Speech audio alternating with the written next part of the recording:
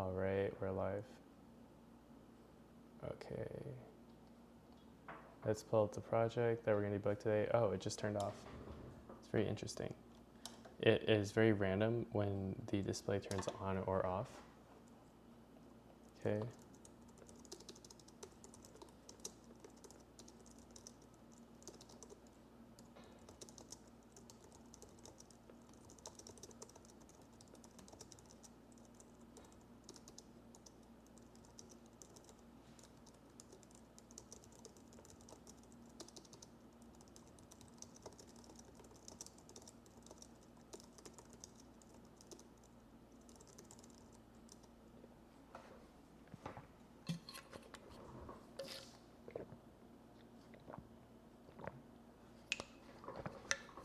Okay, so let me just see that we can see, you can see my desk. Okay, that's good. All right, so there's 3 boards, well, 2 boards really that I'm gonna be testing today. One is this like buck converter module that I built. That should be pretty easy. I might start off by testing this. And the second is this more complex project, the IMU display. I was able to successfully upload the bootloader according to the Arduino IDE, but I'm not sure if that actually happened. So yeah, just type in the chat if you guys have any ideas throughout the stream if when I'm debugging this. I think the first thing we can do is try to hook up a logic analyzer to it, but these pins are like really tiny, so it might be a little difficult. Let me just see if the grabber pads on my logic analyzer even support it. Here, gotta move some things out of the way. Logic analyzer, that's this one. Highly recommend buying one of these. It's just like a lot more straightforward than setting up an oscilloscope for digital signals, as well as like being able to decode digital signals is really nice. This thing. And these little grabbers are also much easier to hook onto than the standard probes, scope probes, which like, I mean, you could just get better scope probes, but I mean, this comes with that. So let me try. Okay, I could grab onto the pins pretty well. So I think I'm gonna hook up the logic analyzer, except now I need a USB hub because I'm living that MacBook life. Kind of an L actually. Here, let me look for a USB hub. USB.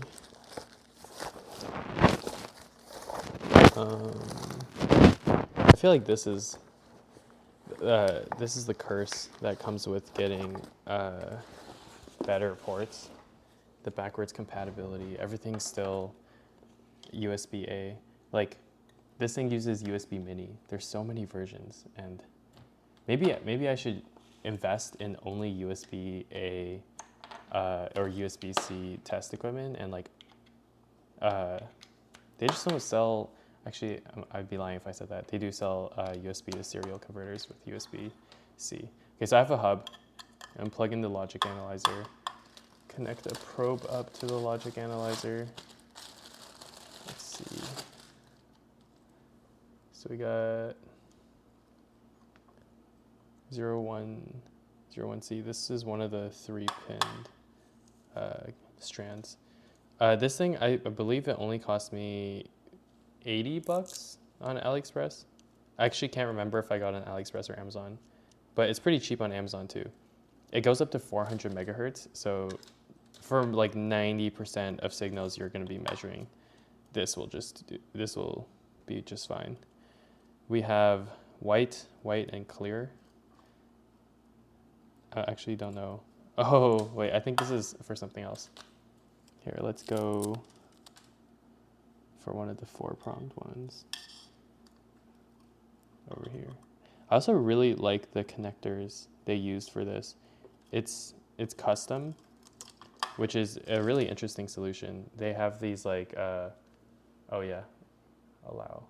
They have these 1.27 millimeter pitch pin headers, and then they have a PCB underneath it.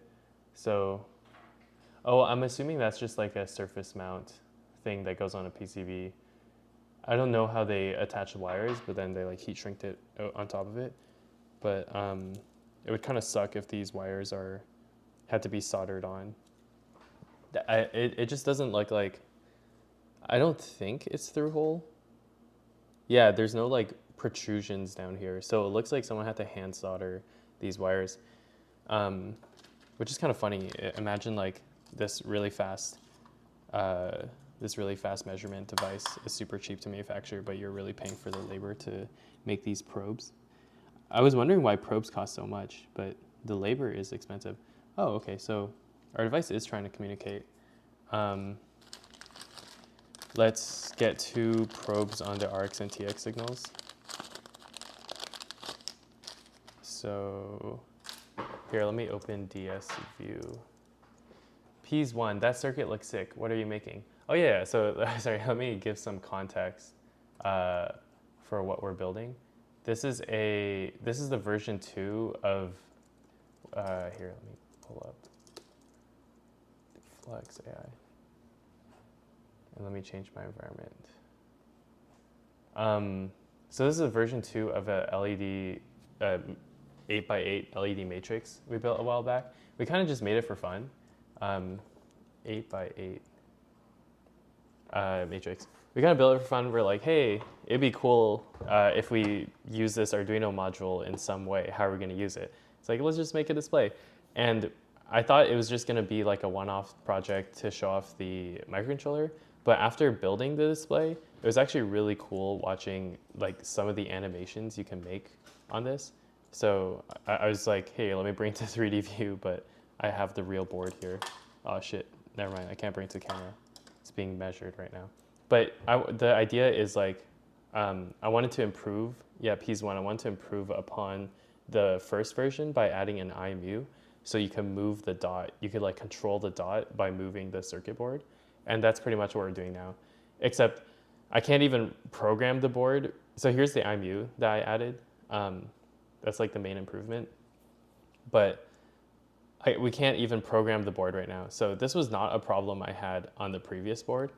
I was able to really easily flash the bootloader to the Atmega 328.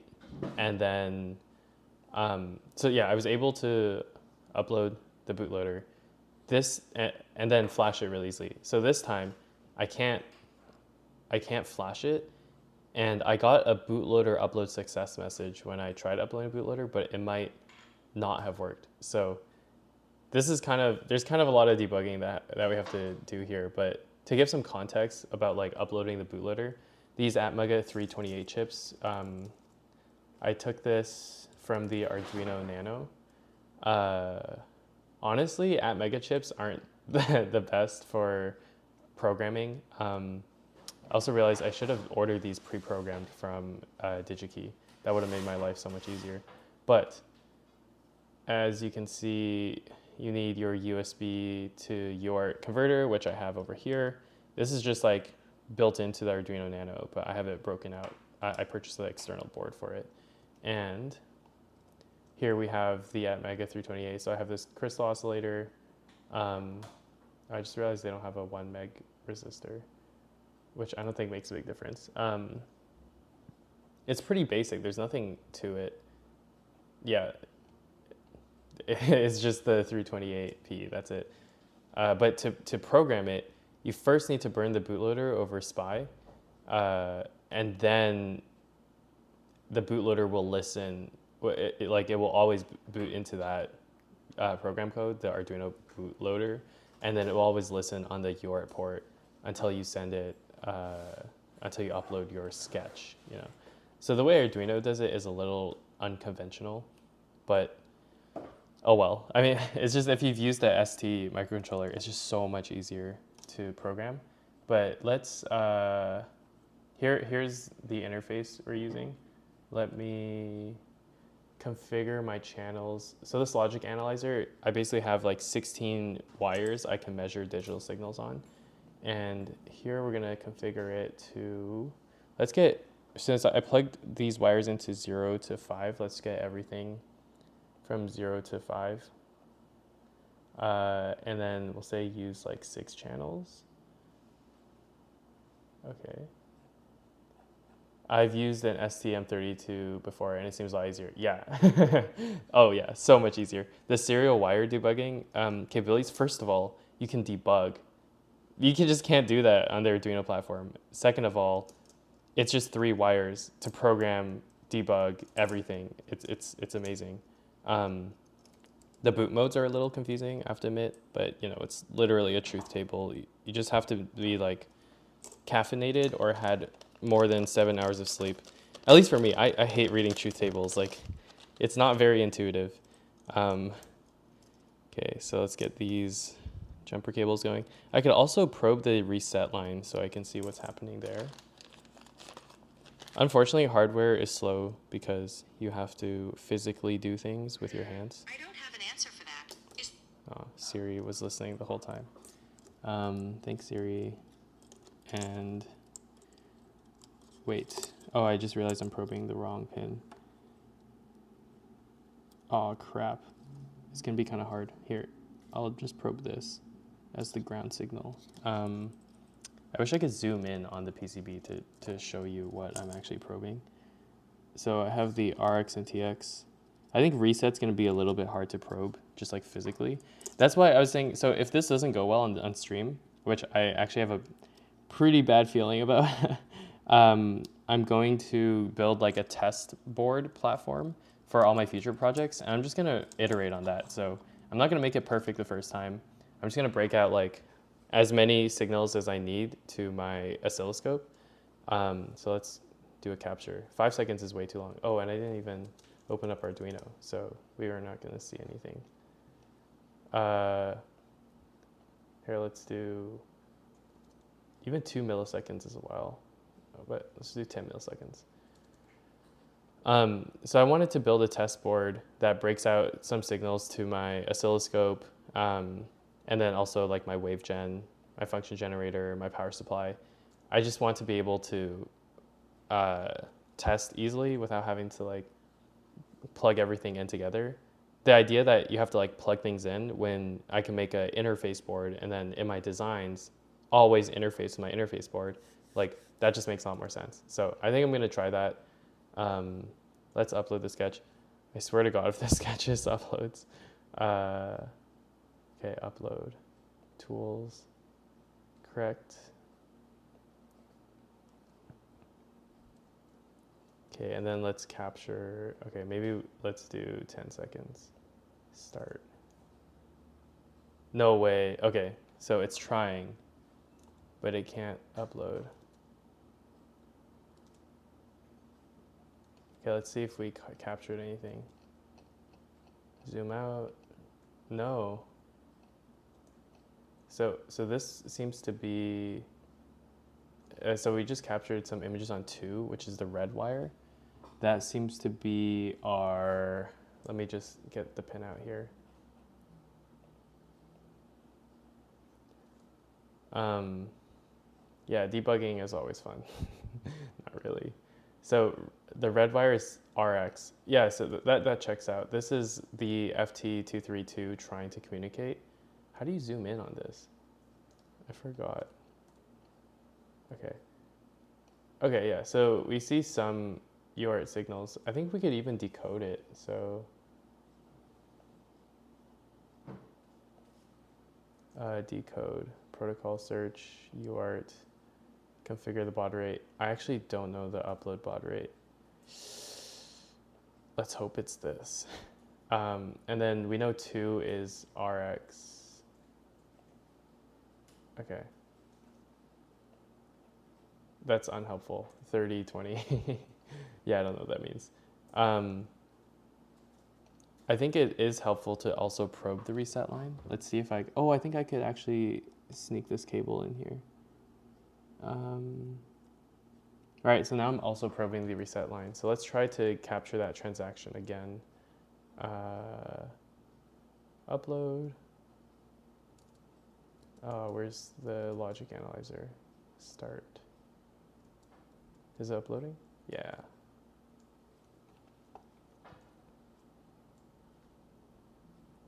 Okay, I'm just trying to, I don't actually know what the problem is. So I'm just trying to suss that out right now. Okay. Our reset line is not actually toggling. That might be the problem. So we're getting our messages here. Yeah, our reset line isn't working. If that's a problem for uploading, that'd be kind of sad. Here, let's capture this again. Let's upload it one more time. Except, okay, let's upload it one more time. Hit capture. This time I might do a 20-second capture. And I'm gonna spam the reset line, so we should be able to measure this. Right now I'm clicking the reset button on the PCB. It's not uploading. Okay, I think that should have been 20 seconds. Now let's go back to the logic analyzer. Oh, maybe my reset circuitry is connected wrong? I'm definitely probing it. Huh, that's very interesting. I'm probing the reset. So I think the reset it's just not resetting, which makes a lot of sense. You need to be able to reset it to upload. That's so weird. So orange is where I should be seeing this toggle. Currently it's on low. Oh, so my reset is low. Wait, let's go back to the PCB. So right now I'm probing this signal and it's supposed to be high. There's a pull-up resistor to 5 volts. Yeah. So it should be 5 volts. Also, wait, is the DSView 5 volt compatible? I just realized that would be kind of bad. What if I fried my DS Logic? DS Logic plus voltage rating? Yeah, highly recommend buying one of these. This is super useful. 16 channel, 400 megahertz. Blah, blah. Okay, yeah. Power source voltage, 5 volts DC. Inputs connected to, oh, cool. Negative 30 volts to 30 volts. Okay, so we're good. We're good. Yeah, it is 5 volt compatible. I should have checked that before. I should know that off the top of my head before I plug things in. So anyways, what we just confirmed with this test is that our reset line, which is number 3, is low. Unless I'm connected to it incorrectly. I mean, you kind of just have to trust me here. I'm looking at the circuit and it looks good. I did a mod where I soldered a ground wire to this part. Oh, wait, hold up. Is my circuitry here messed up? Hey, I think I might have figured out the problem. So, wait, no, it's not. So here is my reset switch. My switch, one of them is connected to signal and the other pin is connected to ground. I know for a fact that the previous one worked. So without like going to the datasheet or whatever, figuring out how switches work, I'm just gonna, oh wait, this is the R2. I'm gonna quickly go into the version 1 of this project. Oh, hey Rex, I'm a test bed, you're stoked. Yeah, dude, I need to build some sort of standard test interface because I've been getting kind of bold lately and being like, I don't build projects that don't work. And then I build a project that doesn't work. And now I'm like, shit, I regret not putting test points. I regret not making, like, there's just no way to interface my test equipment to the PCB. And it's super frustrating. You know, I can't afford a bed of nails. Oh, what the heck? My mouse just switched. It works well with the modules idea you were talking about. Oh, you saw the cat. Oh, thank you, P's one. It works well with the modules idea you're talking about. Yeah, you're right. Some sort of, Yeah, I'm thinking about how I would even architect this test bed. Um, oh, the cat's coming. Maybe maybe I could have pins come down and touch it. Wait, I've tried that idea before, and you could manufacture. Eva, come back. Everyone wants to see you. So you can have like pins come down and touch it, touch your board, and then break that out. I was thinking just like when you design your board as a prototype, you should go in and break. You would have like a standard pin header that plugs into another PCB, and that pin header has a standardized connection. Like this is oscilloscope measure 1, this is oscilloscope measure 2, this is 5 volts and or whatever, power supply output 1, 2, 3. And then I could just stop putting LDOs on my board because I know LDOs work. I could just like hook it up to my power supply and never have to touch it again. I feel like a lot of people do that, and I'm just like coming to the realization that my boards keep breaking and I have to fix it.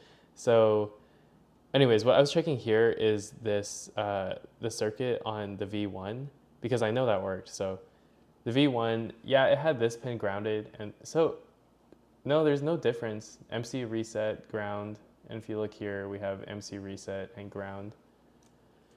It's kind of a bummer. I'm just trying to figure out why my reset line is being held low, as we can see in the logic analyzer. So here's our TX. Oh, maybe we could label these. Oh yeah, FT232TX, and this is reset. This is really helpful. And then I actually can get this one. So red, wait. Oh yeah, the red is the RX, and then the brown is the FT232 RX. So our RX is held high. We could remove 0, 4, and 5 because we're not using them, just to clean this up a little. 0 is actually ground, so we can remove 4 and 5. We don't even have these colors, so nice. Yeah, and MC reset is, like if we go to the schematic, MC reset, if we click on this net, we can find it connected here, connected there, and also, where's the switch? Oh. It's inside the submodule. Sorry, I have to open the module. I wonder where Ziva went. Can you guys see my other cat? Hey, I need to look at the stream. Maybe this could just be a cat stream. I'll put the camera on the cat. Hey Riggs. Everyone wants to watch you lick yourself. Oh, just a little bit lower. There you go.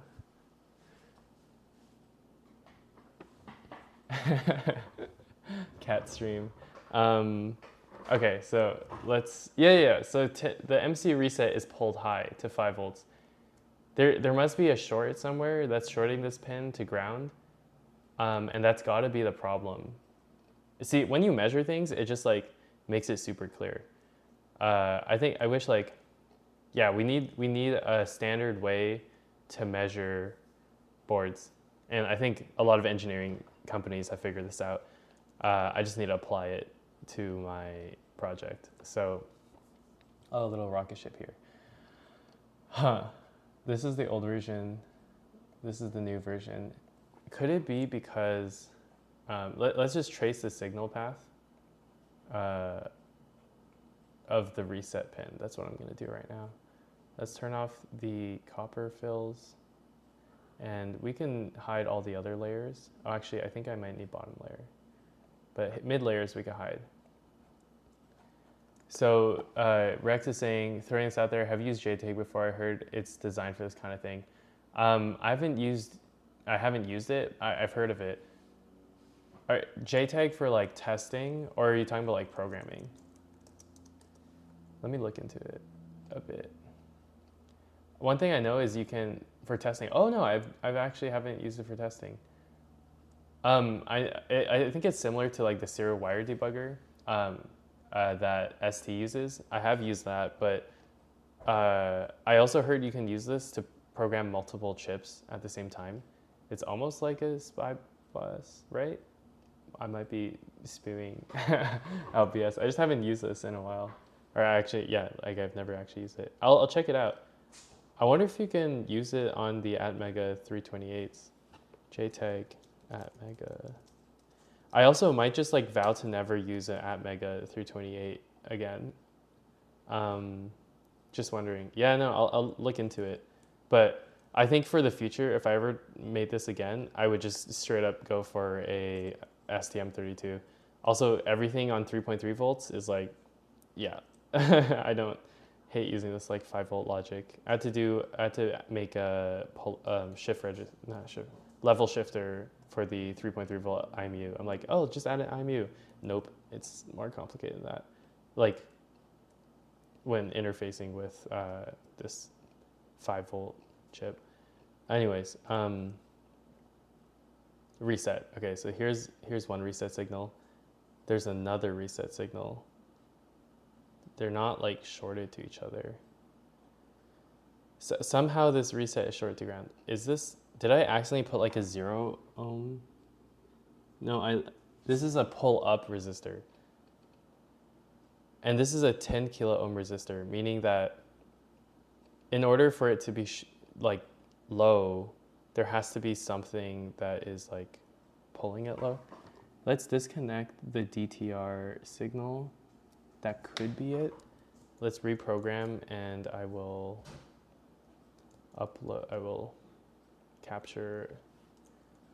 do another capture and might just have to press the button.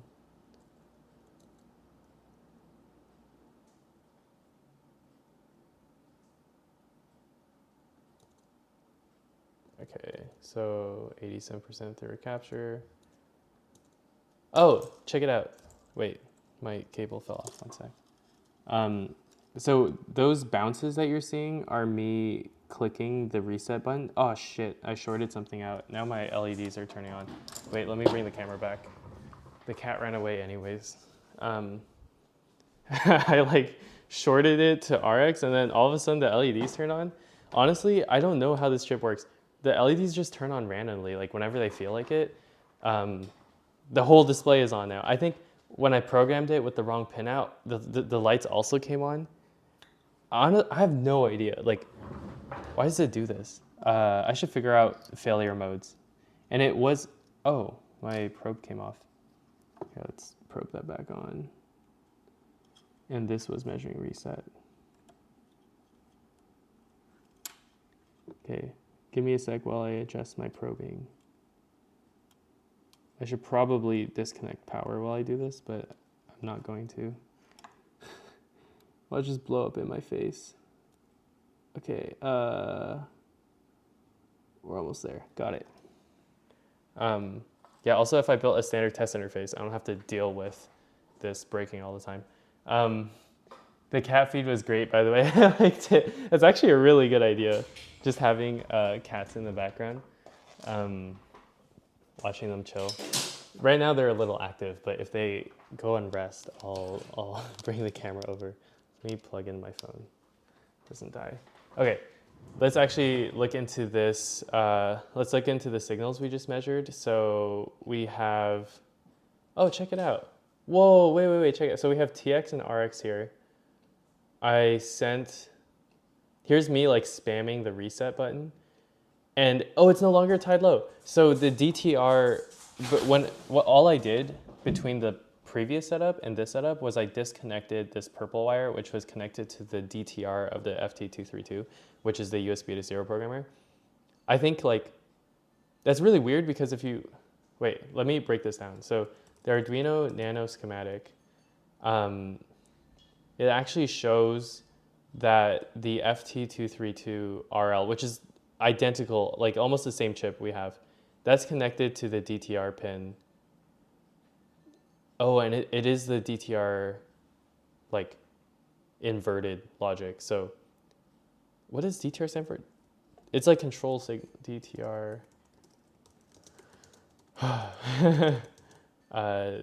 UART. Data terminal ready. Okay, so the data terminal ready active low. That's why they have a 100 nanofarad capacitor here. So I was like, I wonder if the capacitor matters. I think it does, because you want to get that transient, like, hey, I'm ready to send, boom, pull it low. It never pulls it high though. That's really weird. Anyways, so I just disconnected this pin, meaning the data is ready, it's pulling it low. I just disconnected, now it's being pulled high. Now I have to spam the, if you look at the DS view, our reset pin is being pulled high. I have to spam it manually. And I think this was one of the this was a pain in the ass last time I was programming it, is I had to like spam it until I got it to program right. So I might just have to do that right now. If you check it out, I was actually able to send signals and get an acknowledgement on the RX side. So let's also decode the RX side. This looks so bad. Oh, oops. So right now I don't know why I2C is here, so I'm gonna remove that. Let's add UART on pin, RX. Okay. So right now we're debugging, and if we go back, oh God, okay, here we are. If we go back to the transaction that happened, so I think it was actually programming, and then I just hit reset and it like killed the device. So I think it's working now. I think I have to just time it perfectly. And I think, so yeah, so 30, 20, I don't know what that means, 14, 10. And then it sends another transaction. It could be that the baud rate is just completely off. I don't even know what baud rate it communicates at. So it's sending the same message over and over again. It's getting an acknowledgement. And you can see it sends a long string of whatever hex values, F, 80, 80. Just, it's like code. I wish it like made more sense, but you can see things changed. We're actually sending more signals. We're getting acknowledgement. The 1410, I think it's like 140410. I think it's like some sort of acknowledgement signal, 140410. And then 1410. So we keep getting these 1410s as acknowledgements, and then we see a lengthier block that's being transmitted on the TX. So we're actually I think we're able to program. And you see another lengthy block. I think it's starting to write blocks. And then as it's writing this block, I nuke it. I accidentally hit reset, and that like screwed things up. So you know what? Let's just go back to Arduino. Programmer's not responding. Okay, calm yourself down. I can't cancel. Here, I'll just quit and open it again. I've had to restart my computer so many times. The cats are going insane. Okay, so I'm gonna try to upload it again. I don't know why the LEDs are on. But here, let's upload. And I'll just spam this. And I think in the past, oh, let's go. I think we're able to upload. I got so lucky. So I had to watch the LEDs and then press it once. Let's go. Okay. Yo, we got it to work. Oh shit, okay. I take it back. I'm not building a test platform. I don't make faulty boards. My boards work. I'm kidding. I'm still gonna make a test board. I wasn't able to verify the IMU yet, but everything from the old version works on the new one. I also added USB-C power, so in theory, I don't have to plug in this programmer. I could just plug into USB-C. But I will need a donor USB-C cable because I got solder paste inside the USB-C connector, if you remember from 2 streams ago. I don't want my USB-C connectors getting all crusty. Okay, so the LEDs are turning on. This is good news. And what do we have to do now? I just want to see if we have, if we could access the IMU. So that would verify the LDO works. That would also verify, yeah, the IMU works. So let's upload, let's look for like an I2C scanning thingy mabobber. IMU, I2C scanning thing library. Digital? Nope. You would think this would come in the built-in examples. SD, SPI, wire, I2C scanner. Okay, so it did. I just jumped the gun. Let's pull this up. Select board, Arduino Nano. And we should be able to just send it. Yeah, let's just send it. Dude, if this works, I'll be so happy.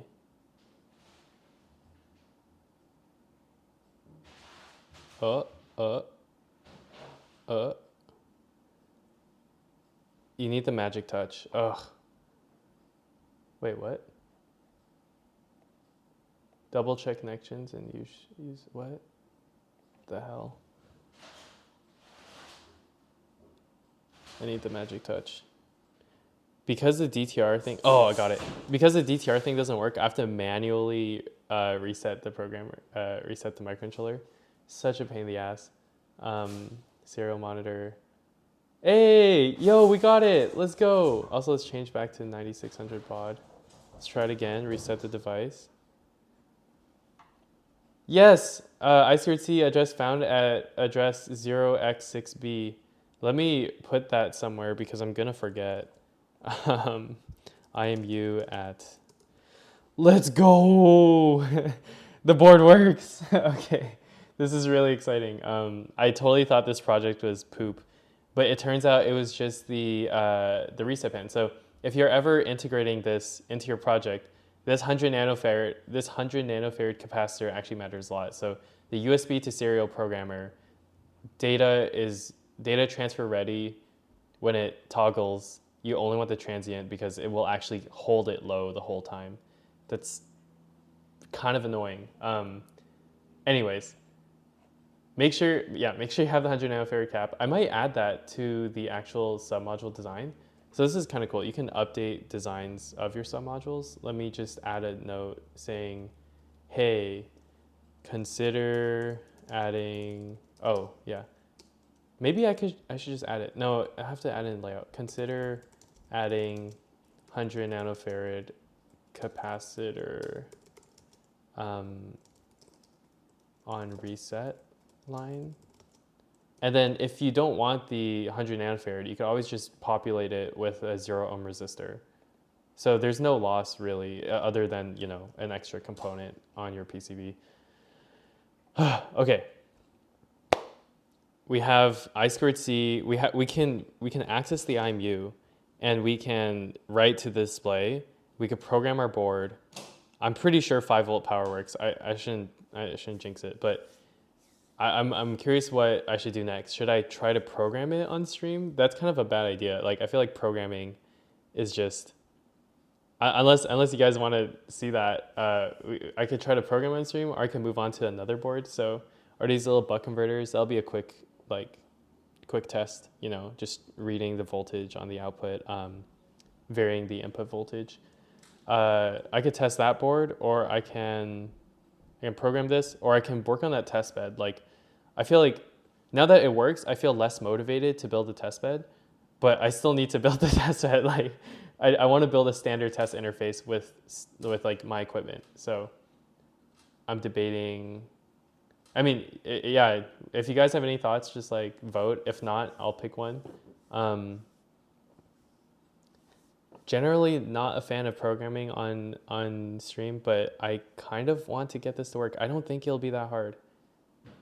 I actually created a Figma of how I want my system architecture. So I guess while you guys are thinking about it, or I'll show my system architecture for the code. It's actually not that crazy. It's really simple. But I just wanted to document the spec. So here's our PCB. I want this LED to be able to move based on X and Y acceleration. And you know, if you have an acceleration vector this way, I'm only going to be measuring the X and Y. And this, yeah, this is what it looks like when it turns on. So basically, I'm going to have a 2D array that stores the value of every single, sorry. Okay, I'll have a 2D array that's an 8x8 array, and that's going to be it's going to represent, you know, all the LEDs in the array. One thing I have to do is write a function that changes, you know, all the ones in the array to actually like turn on the LED, and then all the zeros in the array to off. And I think somebody already wrote this code. I found this on this Arduino forum.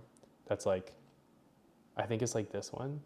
So the code's already written. It's not that crazy. I would be able to do it pretty easily. I'm just trying to gauge how hard this is and if I'm gonna like struggle on stream or if it'll be kind of smooth. And then next thing I have to do is actually build some sort of kinematics to turn X and Y acceleration into something that like changes the position of the one with respect to time. And I want it to feel good. I want it to actually map with like 3D space. So we'll probably have a scaling factor that we'll play with where you can see how much does the LED move over time compared to how much you move it.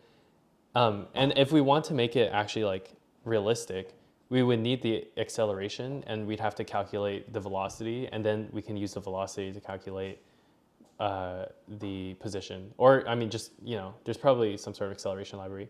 Or we'd have to just plug in basic math, which I haven't done physics since high school. But I do remember it. I'll just be slow. Maybe we could just start with this. I kind of want to write firmware for it. It's just like, I haven't done it in such a long time. Might as well do it in Arduino. I haven't used Arduino in so long, but we'll figure it out. And maybe it could just be spaghetti code. Like it'll all be in one file and then I'll refactor it later. So let's close our stereo monitor. Maybe we should load a library to actually get the values off the IMU first. That might be a good idea actually. So let's start with that. And then we'll start programming it. I am curious to see what these values look like. So Arduino library. Hey, check it out. I think I'll just find this in the library, sketch tools. I'm really digging back through the high school memories of how to use Arduino. I mean, we do owe a lot. Oh, check it out. How does it know? How does it know that's what I want? Maybe because I searched it and it just did it so fast. Okay, so we have this installed. Filed examples. Adafruit. Okay, simple gyroscope, accelerometer. What's the difference? Does anyone know the difference between gyroscope and accelerometer?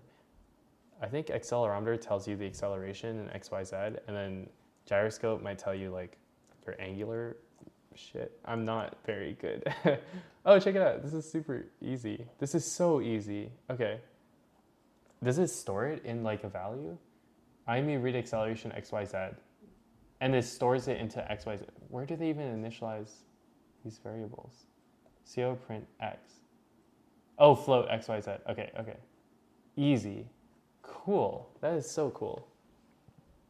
That's so high level. Oh wait, I have to hit the button. Okay, ready? Let's go. Okay, let's check the serial monitor. What's baud rate? 9600. Baud. No, failed to initialize IMU. Maybe I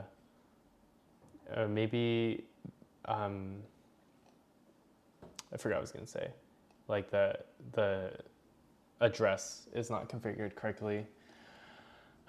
So it uses This is so unhelpful. You could connect to this device via SPI or I2C. So which one are they using? It says if imu.begin. Okay, let's look at this imu.begin library. Oh, so it just checks. So it tries 2-wire, which is I2C, and it also tries SPI. Read acceleration, int begin. Oh.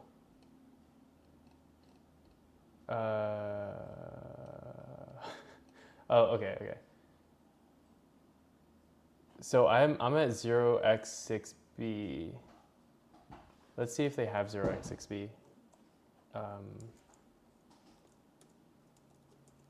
Could my, yeah, no, I think the address is just wrong. Why is it 0x6a? Could it simply be that that's the only problem? You know what? Let's try it. Let's just change the address. Fuck. How do you edit libraries? I have to actually open this file. This is so stupid. I wish they let you just change the library. I have to open this file in VS Code so I can edit it, but they don't give you the file path of the library. I know I could find it, but what if they just have like an open in Explorer kind of thing? Let's find it. Where are Arduino libraries stored? They're managed in 3 different places. What? No. Where? Okay, I need to modify it. So it's in Documents Arduino. Oh, this is not, just give me the answer. Okay, whatever. I'm just gonna dig for it. Documents Arduino libraries. Yeah, this is probably it. I mean, what were we just testing? I need to make this larger because I can't read. This is, LSM6DS3. This is our IMU. And we have to look for the header file. Yeah, we found it. And let's open this in VS Code. And we just change this A to a B. Save it. Okay, close that, go back, upload the code. Yes. And then hit the reset button. Oh crap, I have to upload it again. Yeah, honestly, hitting this reset button is so annoying. I should have just put the freaking decoupling cap on it. Okay, let's see if it worked. Failed to initialize IMU. Crap. Here, let's reset it. See if. Yeah, failed to initialize IMU. What? I guess that's just wrong. I mean, I caught it on camera. The I2C address is at 0x6b. Why is that the address? Something must be kind of messed up if the address is 0x6b. Because I don't think the IMU even supports changing your address to that. Does anyone have any clues? I'm just like, why? Let's go to the data sheet to see. Let's go to the IMU data sheet to get some more intel. Okay, this was the first version. Let's close that. We don't need this. This is we don't need that. Okay. Here's the data sheet. All right. Search I2C, control interface, blah, blah, blah. That wasn't helpful. Oh, digital interfaces. Master I2C. Blah, blah, blah. So this should tell us the configurable I2C addresses. Also, actually, you know what's more readable than this? Oh, here. Wait, no. What's more readable than this is the adafruit. Adafruit just translates it into English. This is like not English. Let's look for this. Crap. LSM. Oh my god. I think this is the one. Dude, they sell it for $10. That's robbery. I bought this IC for like 90 cents on LCSC, but it works, and it doesn't work for me right now, which is why I kind of scam myself. Here, let's read the tutorial. This is like way easier to work with. Blah blah blah blah blah blah.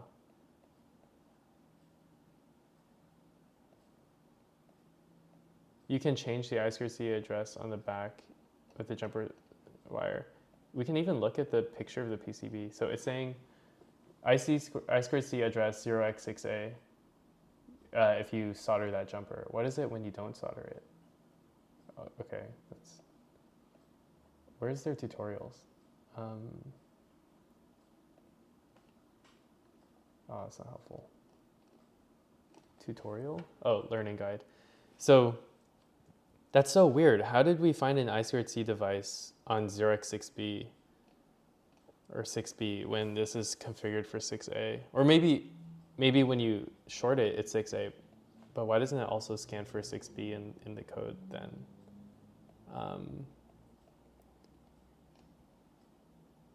That's cool. I wish mine worked. Pinouts.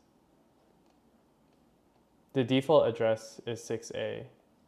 I didn't really configure anything on it. Oh, okay. So the default address is 6A. And if we look at my schematic, I didn't do anything. Yeah, like I didn't tie any of the 80 SA0. I didn't tie that to ground. That's so weird. Anyways, address jumper. Oh yeah, okay. No, so it's. Did I leave it floating? No. Is it just like jumping around? So it's on 6B right now. And 6A. Well, it's on high. Why? I wonder if it has an internal pin. Wait, let's check out their datasheet because I might have screwed up here. Oh, crap. Page 18. Okay, here's the datasheet, or here's their setup. Oh God, it's so hard to read. Okay, SD0. So they tied it to ground with a 10K resistor, and then you can tie it to. Is it because I didn't? Is it actually because I didn't tie it with a pull down resistor? That's so frustrating. I'm such an idiot. Let's read the datasheet to see if like what happens if you leave it floating. I mean, obviously it's set to 6B, so I think there might be a tie up, like a internal pull up resistor. That would be so frustrating if there wasn't. Because imagine like building this super tiny IC and requiring the user to like add an 0201, which is like, or 0402 resistor, which just adds POM costs. Like, it just wouldn't make sense. You know, I feel like the engineers making this IC would be like, hey, we could just add a 100K resistor internally. So the pin itself is like SD0 or something. Let's go to the pinouts page. Pinouts. Dude, it's all table of contents. Okay, it's called SD0. I just need to know how I can search for it. It says it's the LSB of the I2C address. Give me more info. There's the pinout. Absolute maximum ratings. Okay, here. The slave address associated with this is, that's I guess 6A. This pin can be used to modify it. If it's connected to supply voltage, that's the address, otherwise it's this. This solution permits connect to have two addresses in two different inertial modules. Wow, it doesn't tell you if it has an internal pull up or pull down. That's kind of an L. Oh, it's kind of an L. So is it possible that I just left this floating and it's like not good? But they should have like a warning. It's like, hey, don't leave this floating. Oh, crap. It says the serial interfaces are mapped to the same pins. Exploit the I2C interfaces. Oh, the chip select must be tied high. Is it because my chips... No! Wait, that's such an L. Oh no. No, I should have had breakout pins. Fuck. Okay, so here's here's some learnings for when you design your board. Always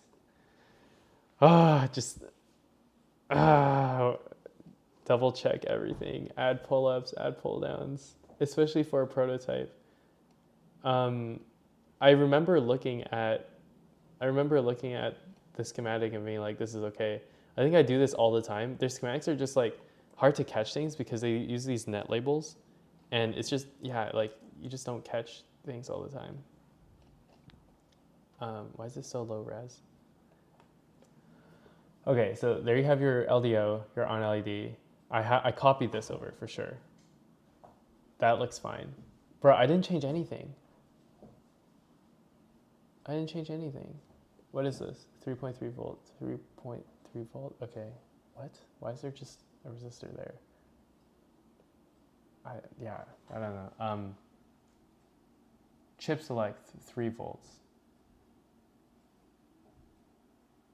Oh, there's a diode pulling it up?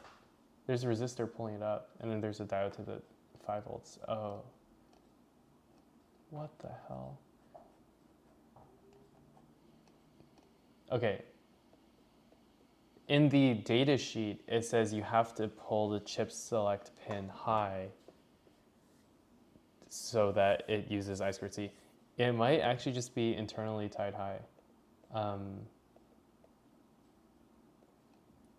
Let's go to the address jumper, blah, blah, blah.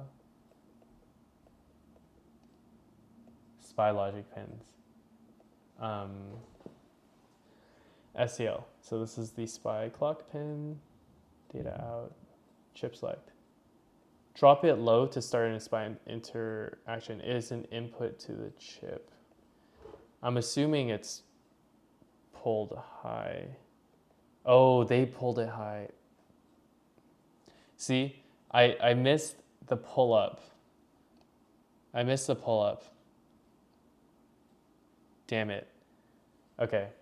So let me just drop a comment here. So after building, I realized missing pull-up resistors on chip select and 80-SA0. You know, I wonder if Copilot could have caught this. I'm actually super curious now at Copilot. Oh wait, I think there's a context menu thing for this. No, not yet. Okay, that's super strange. But anyways, at Copilot. Oh, it's because I'm in the PCB editor. Here, let's go to this chip. Let's ask Copilot. Check for enable and reset pins.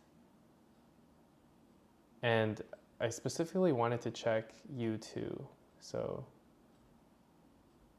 that could be a feature request. Hey, if you were selecting a chip, prompt this to only check for that chip.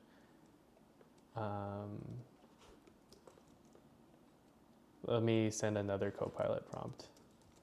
Check that all reset have an external pull-down resistors for U2 only. Okay, let's see if Copilot can catch it. I should have checked. I regret this, but you know what? Hope might not be lost. I think there's a pull-up. There's an internal pull-up resistor on the LSM6DS3 because I'm actually able to. I was able to read it on the I2C device thingy. Let's try this again. So let's upload it. I mean, I doubt it's just gonna work, but crap. Yeah, I have to upload it twice for some reason.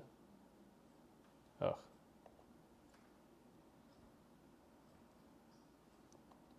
I didn't click it fast enough. God. Oh, is it because I'm like not in this file? I honestly don't know how Arduino picks the file to upload. Oh, there you go. We're uploading. Okay. Failed to initialize IMU. Could it be more verbose than this? So there's begin. Let's also look in the source code. Actually, wait, hold up. Who am I? Maybe I should run the I2C scanner again. You know what? I might. I kind of want to do it, but I mean, we got it. It's 6B. I think it's internally pulled high. I think chip select. It's gotta be pulled high because it's an active low thing.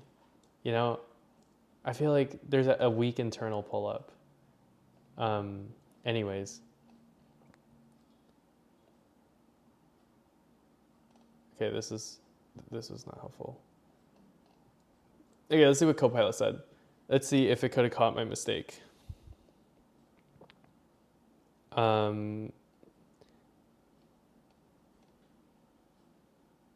It's just saying to read the data sheet. This is unhelpful. At the external, it required external pull-up, pull-down resistors on SDX, SCX, and chip select using the suitable designators. Also, did I put pull-ups on the IMU I2C lines? I think I did. There's no way I forgot that. There's no way. Oh, no, I did. Okay. Yeah, I used a resistor array. I was like, dude, if I forgot the I2C pull-ups, that would be so disappointing. Okay, it did not. It pooped there. I think if I prompted it further, it might have gotten it. But so, yeah, I really wish this was more verbose. This is why you should always use the ST microcontroller or like one of the more modern microcontrollers with serial wire debugging. You can actually go into the memory and read all the registers. You might be able to do that on Arduino. I don't know. I can't even like add breakpoints here, which is really frustrating. But yeah, you could add breakpoints. You can see exactly what happened. You can see the state of all the registers. It's great. So this makes it so hard to debug. I'm just like, when you're using libraries too, they don't have like a verbose mode. Like at least this one doesn't. There's no like documentation that tells me there's a verbose mode. So I have no idea where it's failing. And it's hard to modify. Like I can't go in here and easily modify. I have to like dig for the source code, and it's just more jank and just adds more. It just adds more like friction, you know. So, but you know, I'm gonna make it work. We have the hardware here. I'm just gonna make it work. Let's open this. Oh, I hate how Mac doesn't have open in VS Code. But I think there's probably a way to make it do that. And I forgot all the shortcuts. They removed the open folder shortcut, which is kind of an L.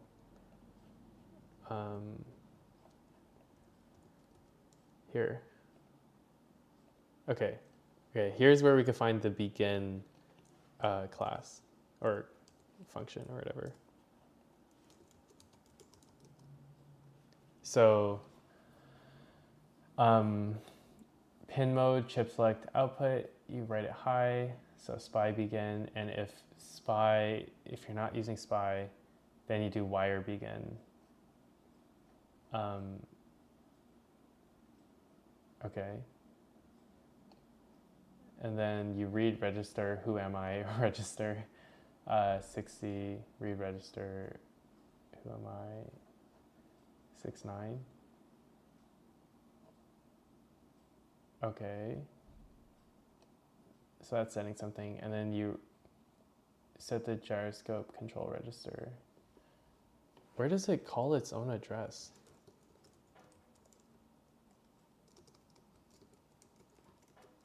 It doesn't? Oh wait, I spelled dress wrong.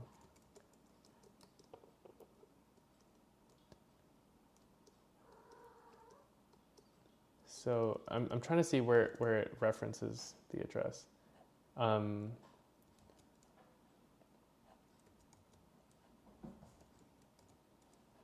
Okay. So if this is the Arduino Uno Wi-Fi Ref 2, you use SPI, and if it's not, then you use wire with this address. It's kind of funny. They expect you to manually go in and change it.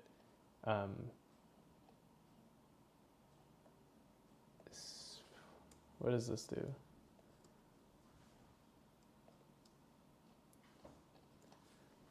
Okay. There's like not much comment documentation. Not sure how this works. So let me check. Is there anything else on the chat? So this is just like configuring it.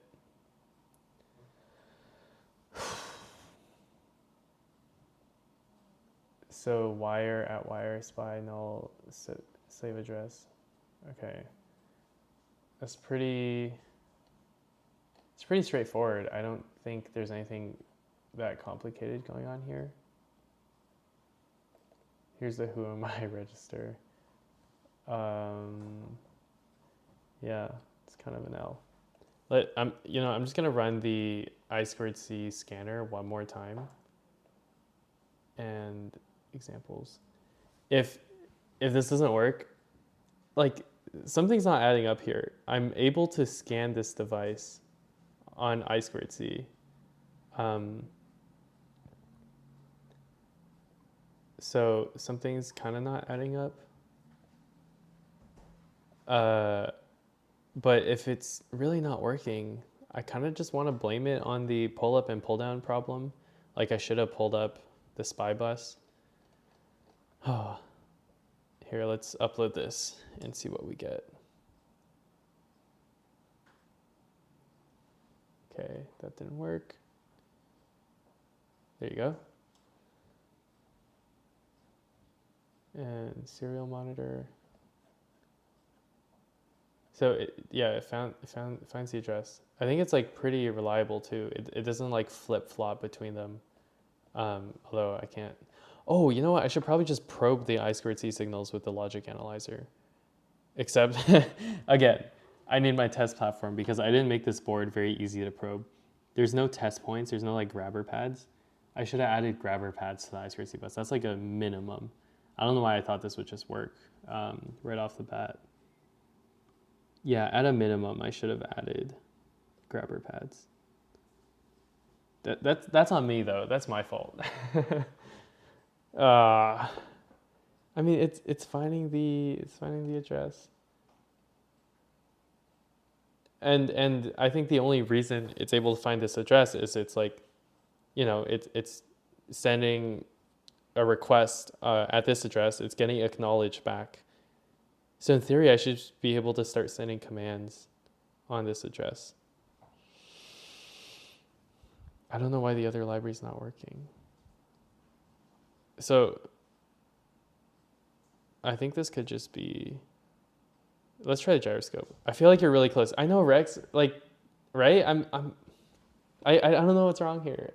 I think it's a library thing because there's no way it would give me acknowledge if the pull-ups weren't right. I know this feeling, right? Like, I just need to focus. I just need to reorient myself and like, so we know that I'm able to get acknowledges on the I2C bus. I'm just gonna assume that these pins are default pulled high with like a weak pull-up resistor.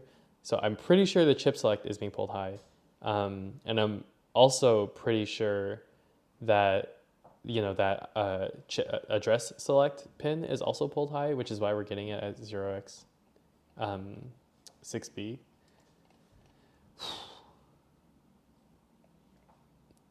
Yeah, rubber ducky it. So, but I configured the address here. I mean, like, I'm not gonna dig too deep into this code, but in theory, all I have to do is set the address, right? There's nothing else I can change here. These registers, I think, are like actually how the device works.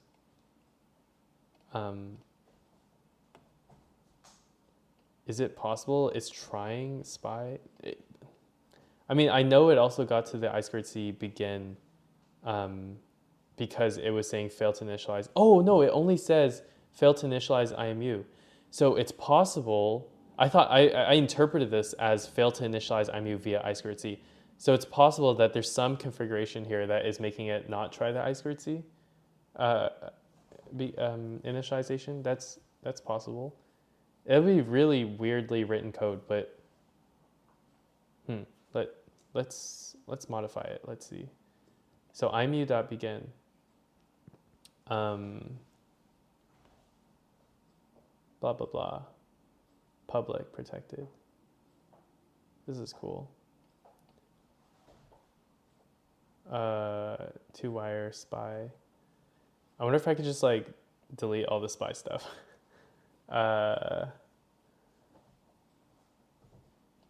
Here, let's upload the gyroscope code in case. No, it's the exact same. It's literally the exact same. So I'm just gonna try to make the accelerometer work.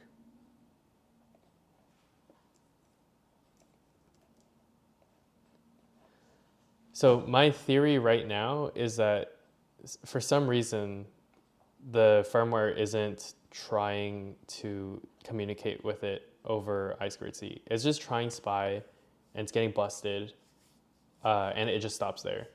It seems like not well written, simple code, but it's saying, like look at this documentation. What the hell is this?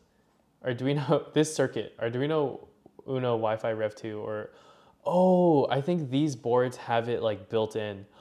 Wait. This might be the problem. It says Arduino Nano 33 IoT. I wonder what if this Arduino Nano has it connected via SPI. And then it'll be like, hey, I'm gonna try SPI. Let's see, IMU. Oh yeah, see, it has the IMU. Yeah, this is very possible. I've seen these libraries hide tons of assumptions in non-obvious corners of the API. That's actually both very reassuring and really frustrating at the same time. I feel like we're getting closer. I think we could figure this out. I just want to quickly see if it's connected via SPI because that would be amazing.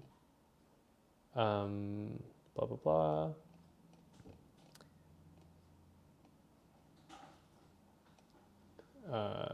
Okay, I wonder if there's a function to set it up that is not as,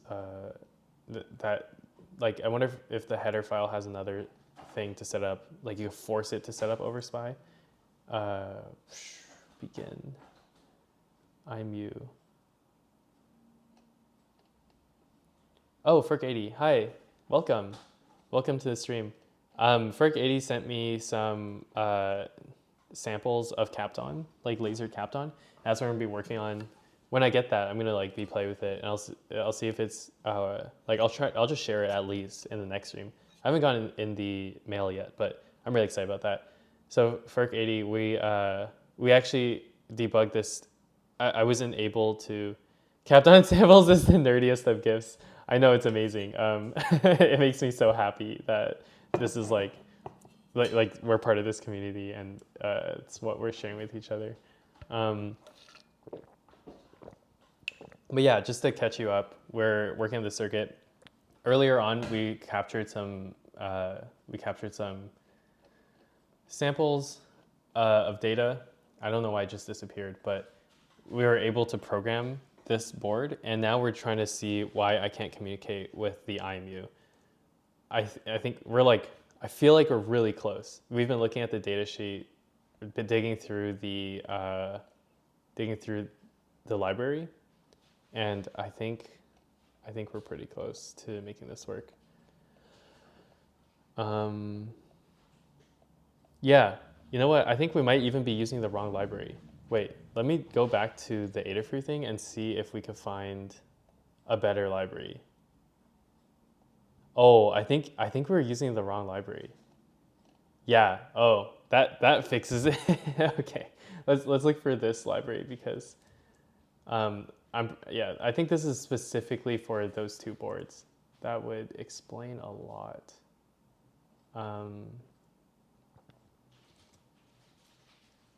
Okay. Wow. I was just using the wrong library. I have a really good feeling this is gonna work. That was easy. Yeah, talking through it is good instead of just like diving down rabbit holes. File, sketchbook, examples. Now I have two of these. It's really annoying. Sweet. Pedometer, shake, unified sensors, test.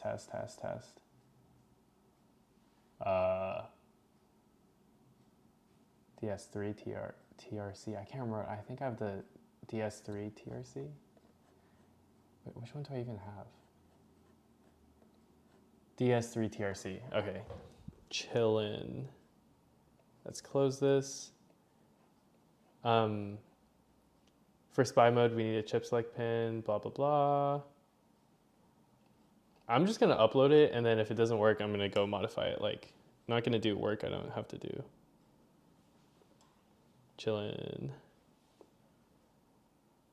Wait until we get the electron and microscope images. Dude. I know, I think I saved some of the images. I have to go look for them. But I'm so excited for those electron microscope images. That's crazy. Dude, I can't believe you have access to that. I'm so jealous, but also so excited. It's awesome. The baud rate is different for this one. 11,5200. Apparently FERC 80 has a friend. He knows a guy. He knows a guy that has a electron microscope. That's so cool. Aw, it didn't find the chip. Okay. I feel like they would check all the addresses, right? Like there's no way. Yeah, this is literally like, this is a comprehensive test. So I'm gonna have to dig through it. Begin I2C.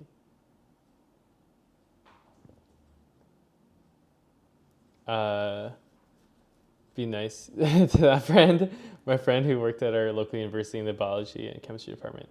Dude, that's awesome. I wish like my university had cool stuff. Sorry, Cal Poly. Yeah, that's super cool. I'm kidding. That's really awesome. I'm so glad you have access to that. I'm glad you get to test something on it too. It's always fun playing with equipment. So, all right, I'm trying to see why this should be a comprehensive test library. So it's a little weird why it's not able to find it, but let's see. Maybe it's setting the library, it's setting like the wrong I2C address. Like I have to configure that. Here, begin I2C. So, and wait, let's, just in case there's any gotchas, let's read the documentation. So, blah, blah, blah.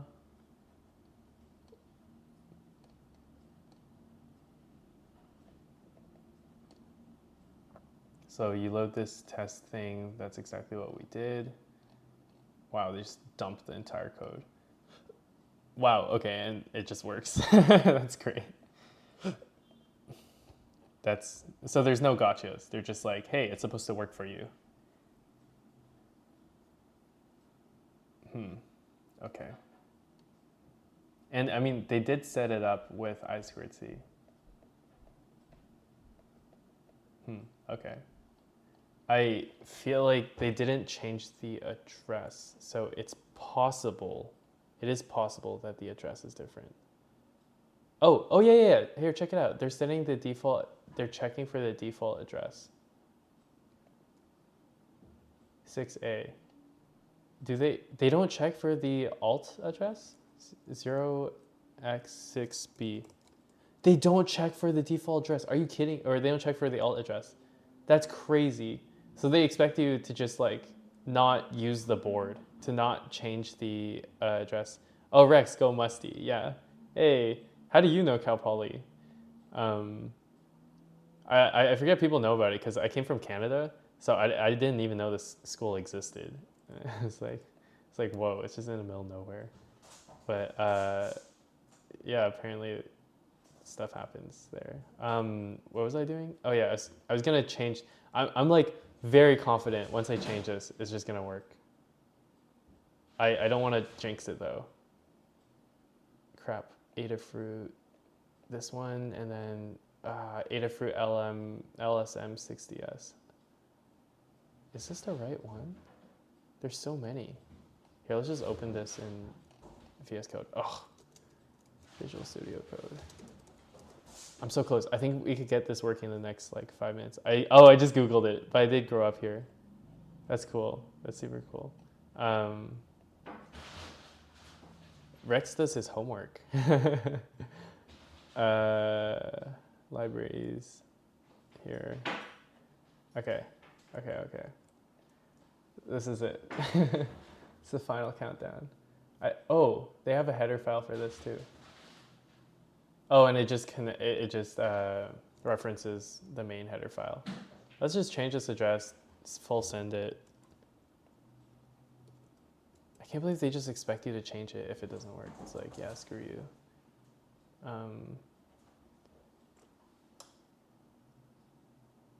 Please work. Oh crap. I have to upload it again. The uploading thing is so jank. Okay, it uploaded. Please. Fingers crossed. No? Come on. I think it's stuck in a loop somewhere. I'm not getting anything. How do I... Here, let's reinitialize the serial monitor. Okay, I think... Adafruit. And then it crashes. Adafruit. Bruh, what? What? How is this happening? I'm so confused. Adafruit. Are you seeing this? Okay, let's look for this in the code to see where on earth this is happening. It just crashes. It can't even get to the U. What? So it didn't even get to this line of code because it just crashes on the print line. Or maybe it crashes here. What the heck? Why? Now I'm even more confused. I just pressed the reset button and it just says adafruit. Wow. That's very new, and I've never seen this before. I don't even know how to go about, like, have you ever seen anything not print a full print line? Like, you would think it would at least get through this entire line of code, right? See, I wish there were like breakpoints, because then I could see it crash. You know, I could step through it and watch it crash here. Oh, cool, parameters. I2C address 107. Is that set hex to decimal converter? The 6B. No, this is how, yeah, 107, okay. Because, so there's 106 and 107, 6A and 6B. We are actually beginning with 107, so this is correct. This is correct. I think it is connecting to it, but it's like stuck in some sort of like negotiation thing. I wonder if changing the address changes like all the registers or something. That makes no sense. Like I wonder if it's not getting through the full message for some like stupid buffer reason, or like it's like jumping ahead and trying to do this code. That's so, microcontrollers don't behave like that, you know? It would finish sending these characters and then move to the next line. But who knows what the compiler does? I don't know. Maybe the compiler like split up. I don't know. There's got to be some stupid reason why I'm not seeing it finish. Rex is saying, I highly recommend firmware that loads an interpreter so you can interact with it over serial. I got on the Node MCU board with Lua, and I could probe peripherals, test live blocks of code, and REPL live. Yeah, I know. Honestly, I think like Arduino's pretty shit for prototyping. Or development, how do they like actually get shit done with this? Emperor Midas says, add a delay after that print. Smart. I don't even know how to delay. Sleep? What is it? Delay time? What? Time.sleep? Is that a thing? Or is it just delay? Oh, it's just delay. Okay. I haven't used this in so long. Oh, and I have to save it. RIP. I hate this. Let's just call it test. LSM. Okay, and upload. Oh, come on. After the adafruit print as well. Oh, I'm so dumb. I meant to put that there.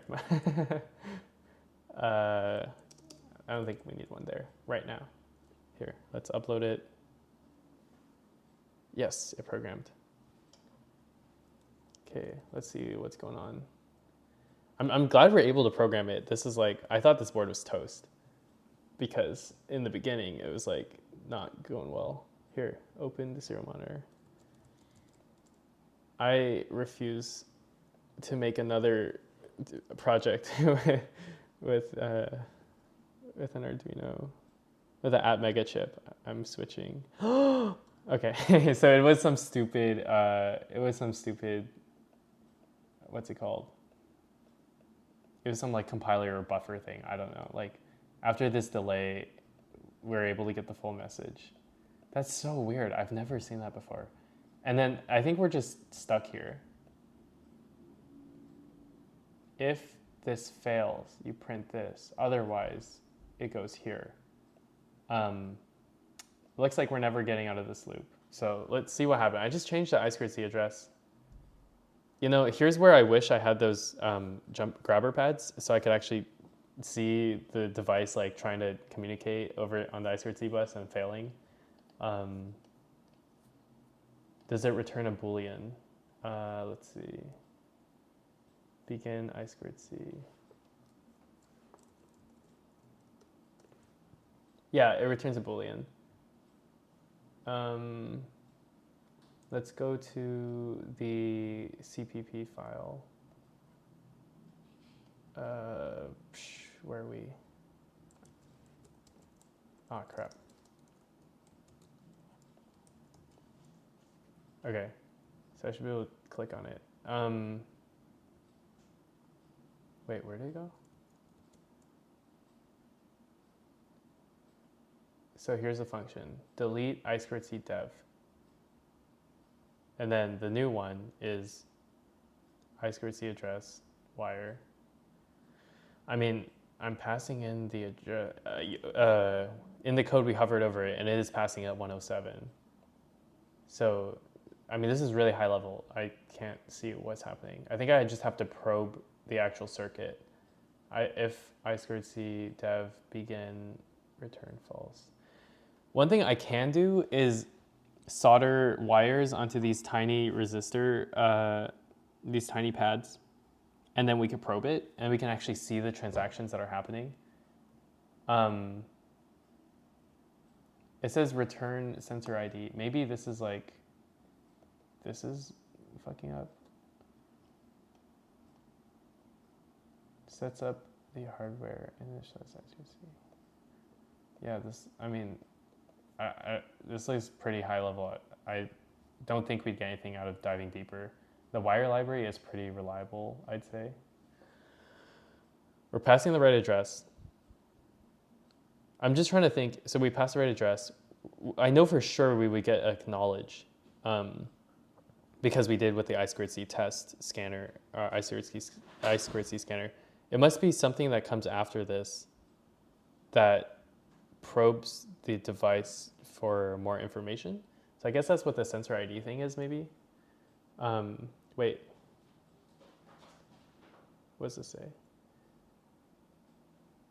Optional unique ID for the sensor set. True if chip is identified and initialized. Maybe it's trying to identify it. Where does that even happen? I also don't understand half the syntax. Like, what does this mean?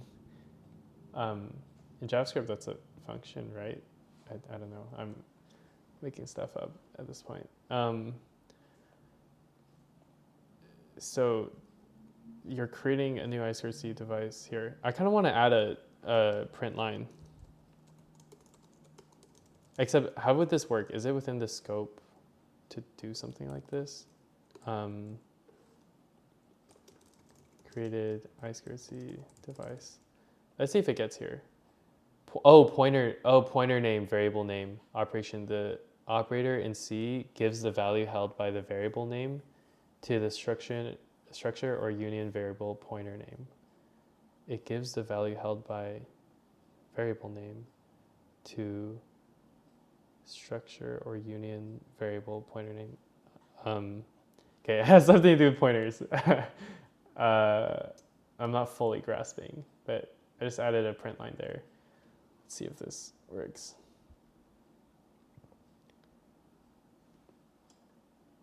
Hello. Oh, okay. So it got here. Create an I2C device. So could it be this? If this return false. Otherwise, return the sensor ID. Oh, maybe. Wait, this is supposed to return a Boolean, right? Why would it return the sensor ID? Would that just be considered? Would that cast it to like a 1? I'm assuming the sensor ID is like, this would probably just be a 1 if we have the sensor ID. Yeah, it's a Boolean. True if chip is identified and initialized. Okay. So it's not, what is it returning? Okay, I'm serial.println. Not identified. And then let's see if we get there.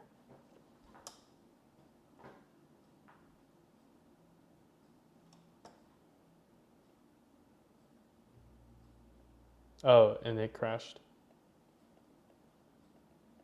Huh. Let's reset it just in case that was a fluke. Nope. Okay, that's super weird. When I added this line of code, looking for the return on function init. Yeah, true. Let me take this line of code out because it's kind of weird that it crashes when it gets there. Or it like freezes in a loop or something. So init sensor ID, void sensor ID, enable accelerometer with whatever. Okay, so here's where it actually, so here's where some transactions are happening. It's possible as it's trying to communicate with the IC. See, I wish I could measure it, because then we can see what kind of like registers it's trying to write to. Maybe it's not giving it, it's not like letting go of the bus. Why would my IMU just not let go? Maybe we could just take this code out. Okay, wait. Emperor Midas, if I'm understanding this correctly, it's calling this init function, it's initializing this. There's like a pointer somewhere that stores all these values because later on in the code, it tells me what the setup was. And I'm assuming it's storing that in pointers, but whatever. I'm right. Starting at somewhere in memory. Okay. So the return is false if, wait, what? When would it return true? So it just tries all this stuff.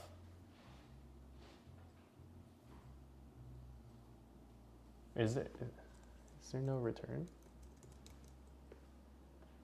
So it always returns false. But it tries all this stuff anyways. What the heck? What's the point of this function?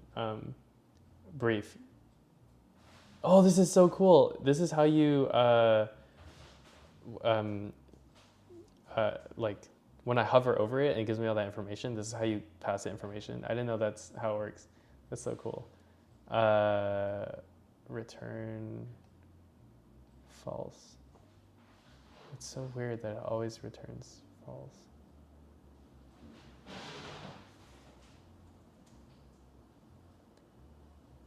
Here, let's see if it even gets to this.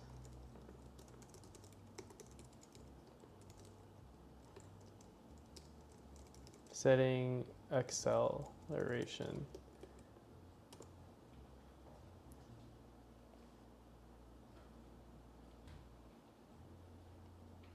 I'm so lost. Where was I? I was on this file. Wait, no, I was on this file. There's so many files. Okay, let's just upload it. Whatever.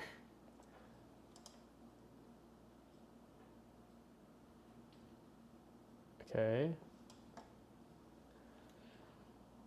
Create. It's doing the thing again, where it like doesn't get through the entire message. So it is crashing. Oh, I like clicked into this from somewhere.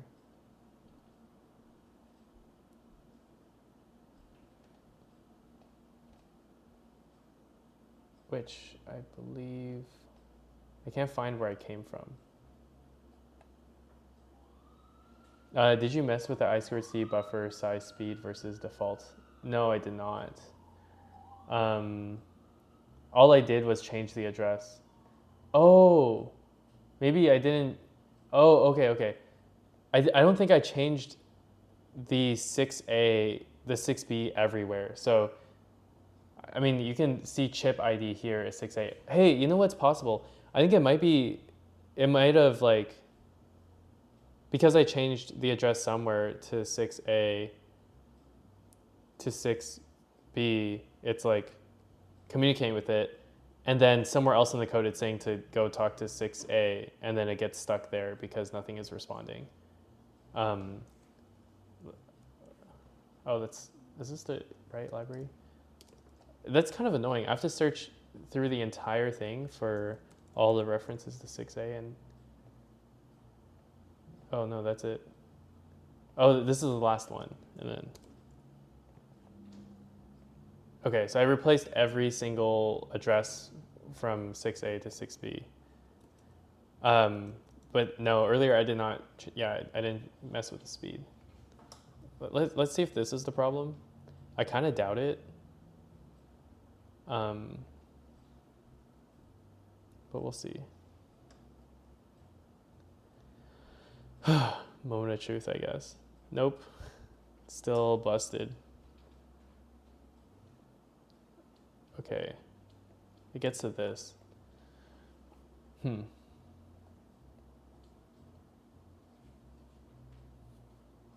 yeah, 6B is 107. So I changed every reference to 6A to 6B. Let's see how many references we have to 6B.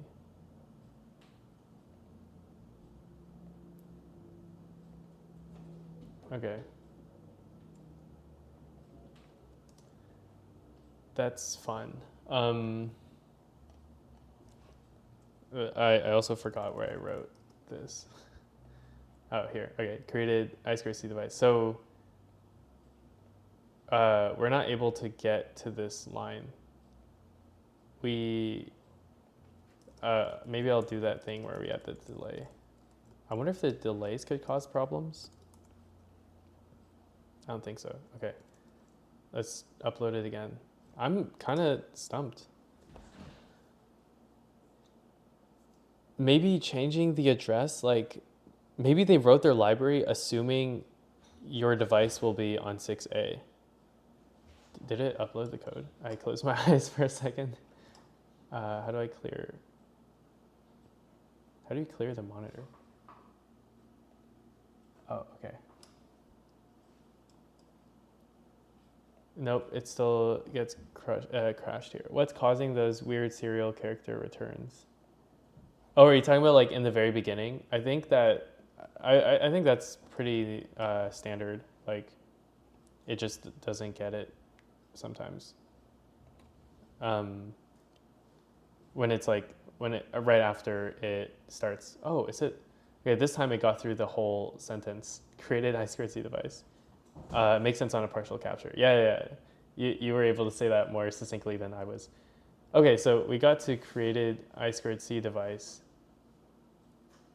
Hey, so we're able to set this up. I think we knew this though. That's interesting. And then it crashes here. What if I just comment this out? But then sensor ID wouldn't have a value, right?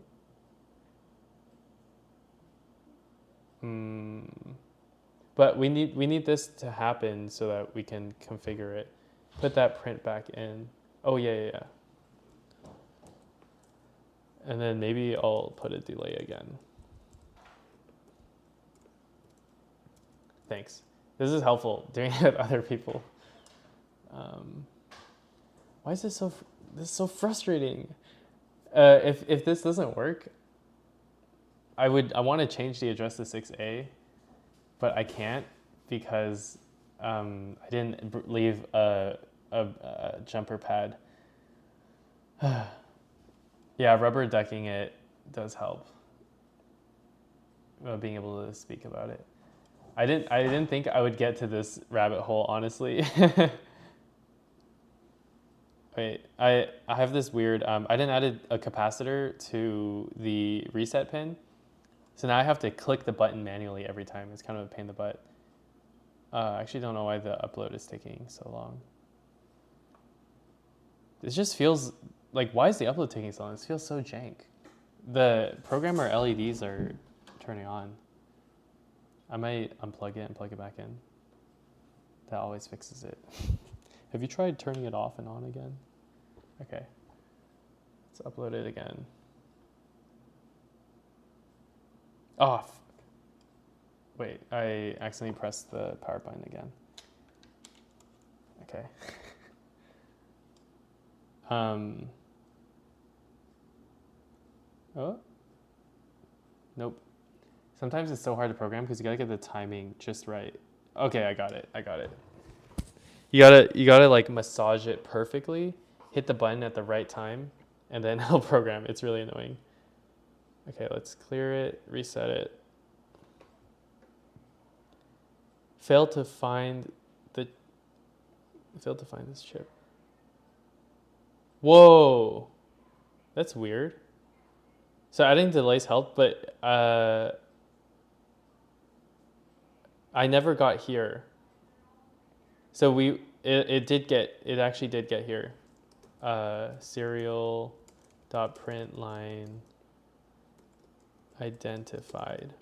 That's so weird that it got identified and it immediately says it didn't get identified. Here, let's try it again. Oh yeah, do you think like there's some sort of switching between I2C and serial, like it just doesn't do it well or something? Maybe it's like software implemented. Also, I'm not familiar with the architecture of the Atmega 328. I don't know what's going on behind the scenes. Whereas like I've read ST data sheets too many of them. I can't talk. Let's try to upload it again. I have no idea what's going on. Does it even have like a hardware UART thing? Okay. Serial monitor. Okay. So what's happening is it's so inconsistent. Just adding these delays like kind of helped it, but let's go back to the I know. We're calling this function. We found, so we created the I2C device. We identified it over here because I added a print line here that says not identified. And then we didn't get into this if statement. So we identified it. It's supposed to return true, but it returned false because something probably broke there. And because that's not true, it gets stuck in this infinite loop. What if we just got rid of this infinite loop? Why is it returning false? What? Wait. How's this possible? If this is not true, meaning if this is false, return false. However, wait, this is not the same as sensor ID. Okay, so we initialize the bus. What's happening is okay, this let me comment this. This line of code starts the I2C bus, peripheral, whatever. Let's just assume there's an I2C peripheral here. Maybe it's software bit banged, but it starts the I2C peripheral. We're able to get here. So let's just say like I2C bus started. And then,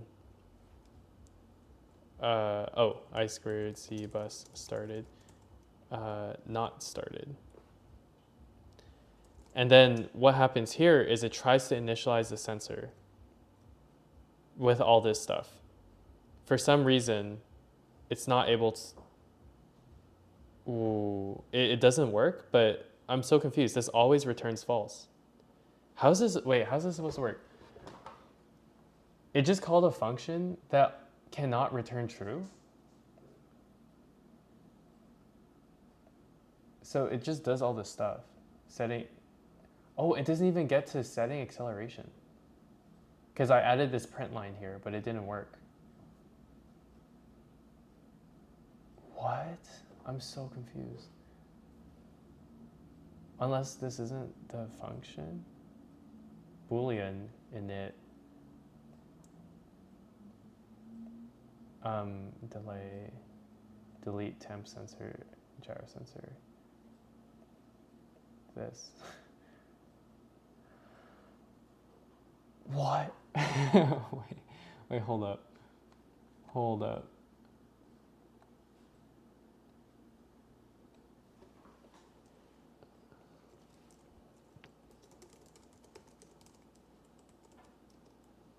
Okay, wait, hold up. Infirmitis. You're following, right? So we got here. We got up to here in the serial monitor. We were able to, let's change it. Maybe I should re-upload it, but we were able to start the I2C bus. And after we start the I2C bus, then we initialize the sensor. Oh, okay, so we're supposed to begin the I2C with some value already here. So this should be true, right? User-defined ID to differentiate between sensors. True if initialization was successful, otherwise false. I don't understand. Should it not run all this code? I mean, it's giving us false, but it never ran this code because we didn't see the setting acceleration when we uploaded the code. Maybe I'll add a delay. Maybe it's because I don't add delays before my serial print lines. So delay.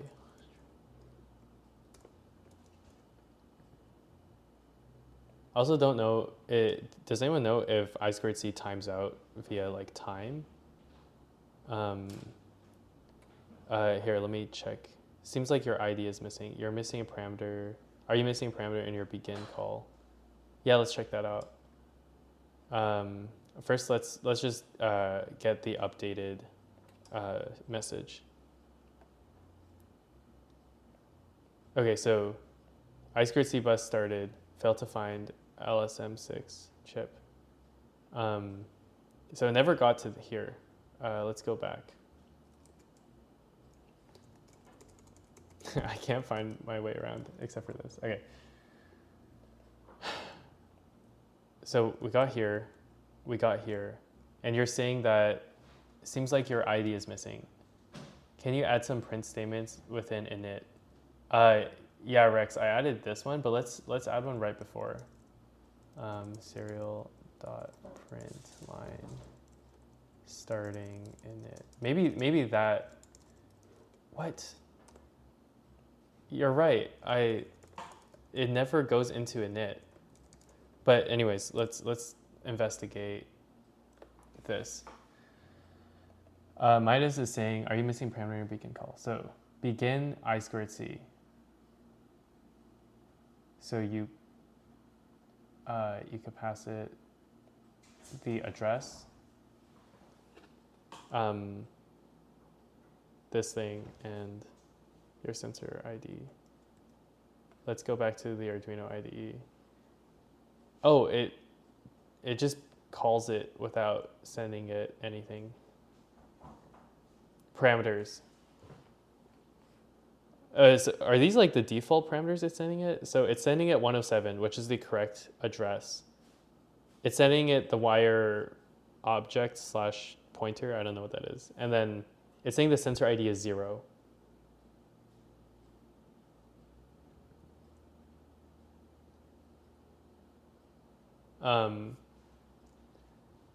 Okay, let's set it to 1 then. Is this how it works?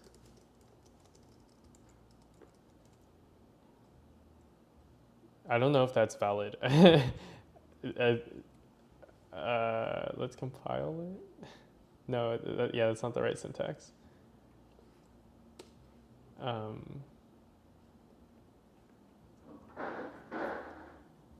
Hey, maybe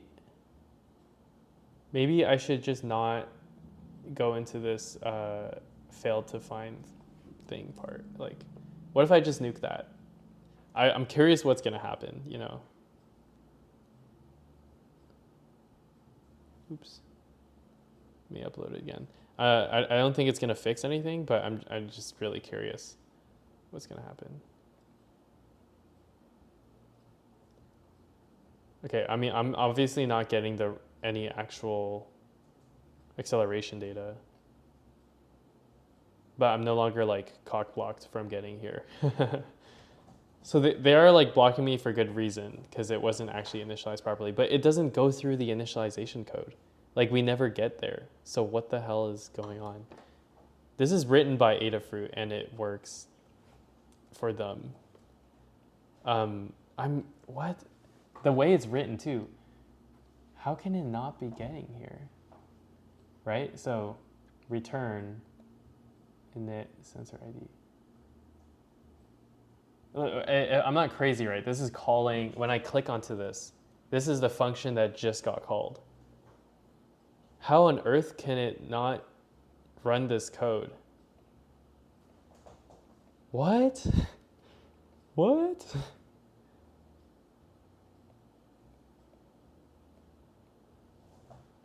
And I'm not getting these print lines. Huh. Okay. I'm so confused. And then why does it return false? Oh. So this isn't supposed to get run, right? What? My mind is broken. Unless we're being linked to the wrong one. Hey, that might be possible. This is the Adafruit LSM6DS CPP. We might need to be in this one. No. It references. Never mind. It references this one. Okay, you know what? I might just give up here. Like, my my understanding is just not like accurate enough because I literally clicked on the function that it called here. We're not seeing these print lines in the serial monitor. And it always returns false, meaning you would always get into that infinite while loop. Who wrote this and why does this work? I'm so confused. Maybe I should just write my library from scratch.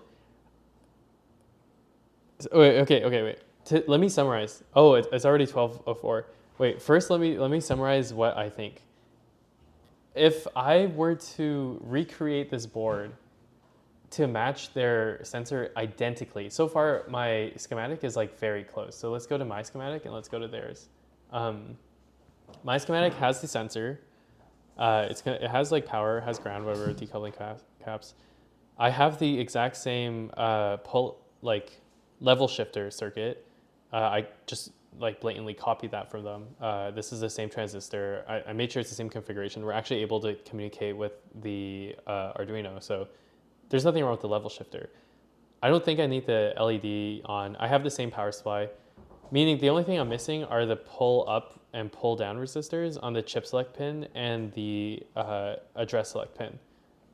If I don't want to understand how the code works and if I was able to pull the chip select pin high and pull the other one low and set the address back to 6A, then it should just work because it's the exact same configuration as what they had. I don't understand though, if you change what does Adafruit expect you to do? If you change their address by soldering that header on the back of their module to 6B or to 107, the whole board would just nothing would work. Obviously I think they just didn't test it because you're tasked with writing a library for this module and you're like, okay, the chances that somebody changes this I2C address are basically zero. I wonder if there's just some hard-coded reference to that address, but I looked everywhere and I couldn't find 6A. We searched the whole library. I have no idea why it doesn't work, but I also don't understand. I changed every reference to 6A to 6B, so the I2C address is correct.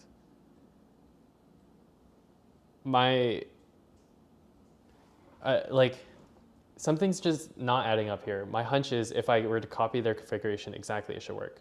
But then what happened was it should also be modular enough such that if I had a different configuration where the only thing that changed was the address, it should work. I don't know. These devices are what if I just didn't read the entire 107-page datasheet and it was if you change the address, then these registers change as well. What if that's actually the case?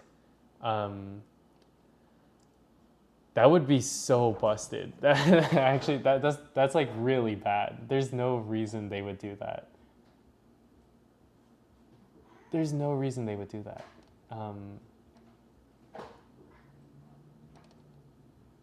And they would put a note. I went through the entire datasheet and looked for the address select mode. If it was the case that, can you show the top level code again for a second? Yeah, of course. If it's really the case that changing the address changed the registers, that's such a big change that they should put a note when I control F for the register pin. Okay, so this is what we did. We run into this test. We begin I2C. Wait, is this the same code? What the heck?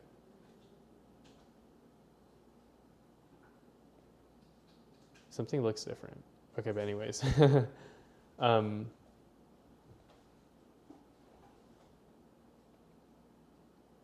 Why does this feel different? I don't remember seeing these begin SPY things.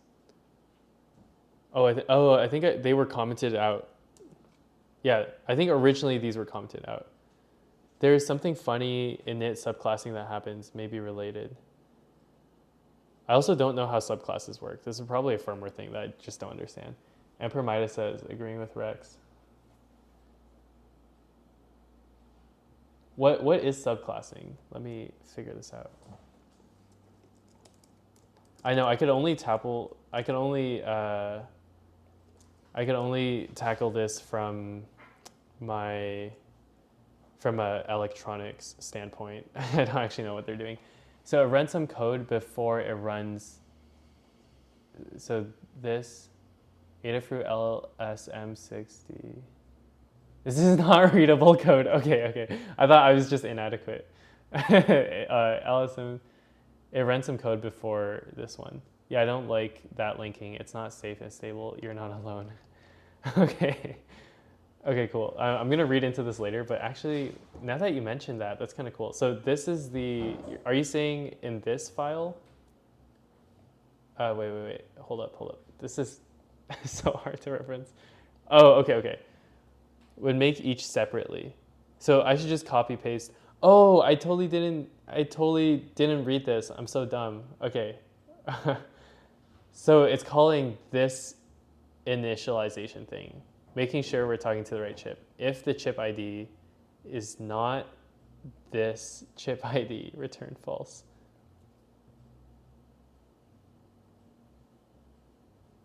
Call base class. Oh, okay. So we're running into this problem. Missing code will blow up your firmware. So this is what's killing us. I'm very confident of it, but let's just verify. Suck. I don't know what to write here. I'm 2 hours in. Okay, let's just upload this and see if we get a suck. Shit. Ah, shit.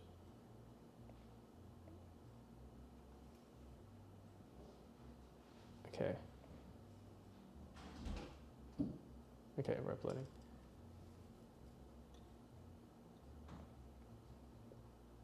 Suck. We got it. Okay. So yeah, this is happening. Default device ID. Oh. Okay. So this might be the thing where it's like it's literally checking if something is equal to. Oh, are you fucking kidding me? There's an Adafruit bus IO register. Okay, wait, hold up. This is Adafruit bus IO register, and I can't access it because it's referencing a dependency. But I think there's like an actual registry that checks if your device matches their registry of devices. And in that registry, they don't have the 6B address. They only have the 6A address. You're fucking kidding me. So if I just got rid of this, because we know it's true, this should just work. You're actually kidding me. Okay, you know what? And just in case, for good measure, I was gonna say, what if these delays and print lines like mess it up? I don't think so. You know, let's just upload it. I'd be so mad. I'd be so mad if this works. You know that feeling? You're like, I know this is gonna work. I know this is a problem, and I'm gonna be so mad if it works, because you're just so confident it's gonna work. But then also there's that like doubt that it's not gonna work because nothing's been working for the past 2 hours. Bruh. Okay, now it's crashing here. It's crashing. Oh, okay. Dude, it's happening again. See, like this function is probably checking the registry too. So I was able to initialize it. You're okay. Like, I'm kind of mad. Let me check this. How often does it check that ID? I mean, like at every single function call, right? Switch, get acceleration range. Like this one, it's got to be checking the ID as well. That's so annoying. Why would you do that? I mean, probably for like safety or something, but I could also just go into the bus IO registry and just modify it to include it so that I don't have to go change this. You know, that's probably a better idea. Let's let's do that. I know I'm over, but I want this to work. I want to make this work. Bus IO. Let's just. Oh, I forgot I have to open it from VS Code. Can I create a new instance? Oh, thank God. I was like, if that's not a thing on Mac, like, that would be sad. File, open folder, bus IO. I'm actually like, this is kind of frustrating. So Adafruit made this and they like didn't think about the case where you actually use a function on the hardware. Expand the registry. This might be worth flagging as an issue on the repo, so if it works, they can publish it. Hey, cool. I contributed to the open source community. I didn't think I could ever do that. That's really cool. Let's just search the whole thing for 0x6a. Huh, that's not there? The hell? Wow, what the? Bus IO, is that the right library? It might be, I might be looking at the wrong library. I think I have to be in the wire library. Adafruit, BNO, bus IO. No, it should be here, huh? Is it sensor? Wait, let's go back to the other, what is it referencing? We just commented it out. So it's checking chip ID. Here, let's uncomment it. Oh, so, oops.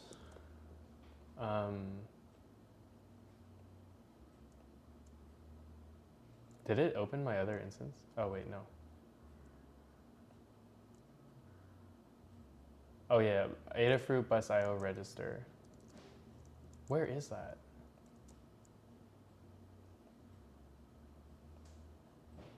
Okay, here. I don't know why when I searched, I wasn't able to find that address.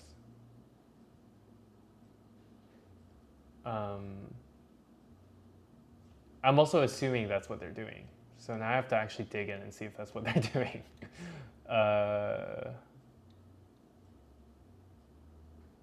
These are SPI interfaces. Do they have anything for, let's search up wire. Okay.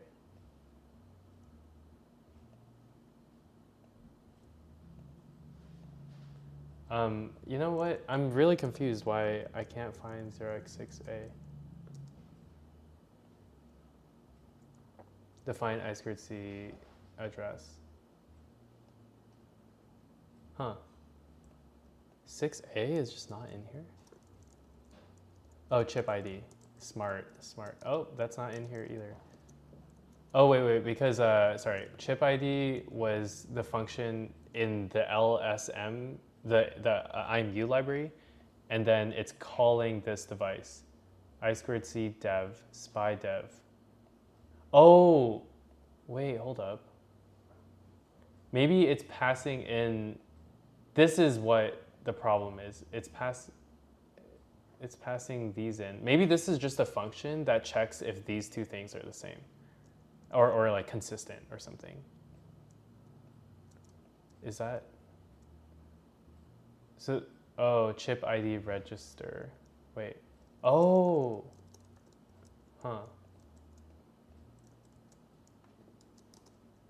Okay, wait, hold up. I think we might be onto something.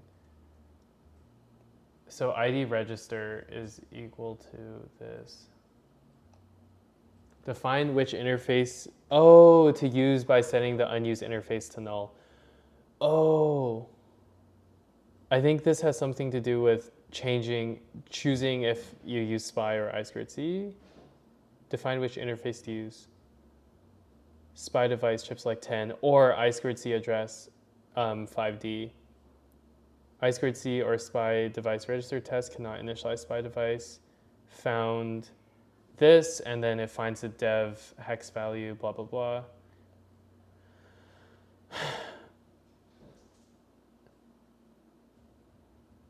There's no hard-coded references to these addresses, so something funky is happening.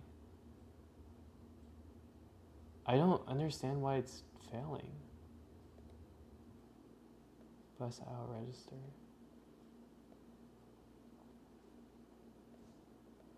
Wow.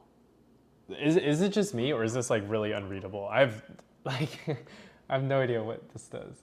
Okay, arbitrary bit high to read. When reading a device register, you must actually send the value 80 to the register. It's not just you. Okay.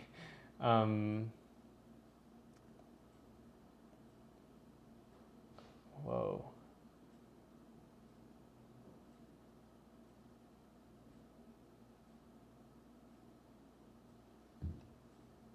Okay, I don't know what this function does. So I just want to wrap my head around what we're actually doing when we call, where are we? This one, adafruit, wait, yeah, chip ID. Chip ID calls this function, serial print line, read ID 0x, and then the chip ID. Make sure we're talking to the right chip. Make sure we're talking to the right chip. So this is like an I2C address thing. We're passing in I2C dev, which is a pointer to the bus interface, which should be 107 or 6B. This is a pointer to the SPI bus interface. This is not even defined. I can't click on this. Maybe that's passed in, but we don't pass it in. Okay, whatever. And this is just 0x0f. And then if we go to the bus library, this is so complicated. Why is there just a random backslash here? Is that like legal? Did I add that in by accident? I might have. Let me control Z. I'm control Zing, and I think there's just a random backslash in their library. Command Z. Yeah, it's not undoing. Okay, I'm gonna leave that there in case that's important. I'm pretty sure it's not.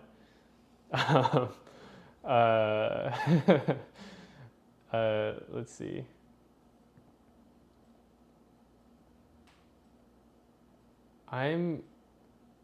Oh, I think they need that? Okay, never mind. Thanks, Rex. I don't know C++. Thank you so much for clearing that up. That's so weird. It's so ambiguous. I'm just gonna try to see what this does. It's checking some sort of like, it's checking something. Wow. ID, reg, read, and ID. This is so confusing.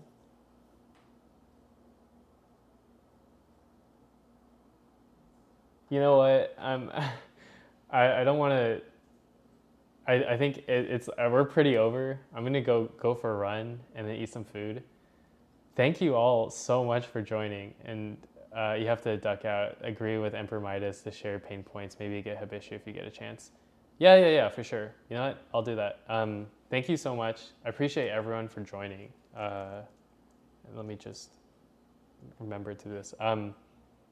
Yeah, thanks Rex. Thanks Emperor Midas. I learned a lot. I think it feels kind of like not productive, but I think these are like the moments where you learn a lot or you actually like dive in and do something. So this is cool. Yeah, thank you. You got to dive a little bit into the inner workings. Yeah. Peace, and I'll see you guys next time. I'm glad the firmware went well.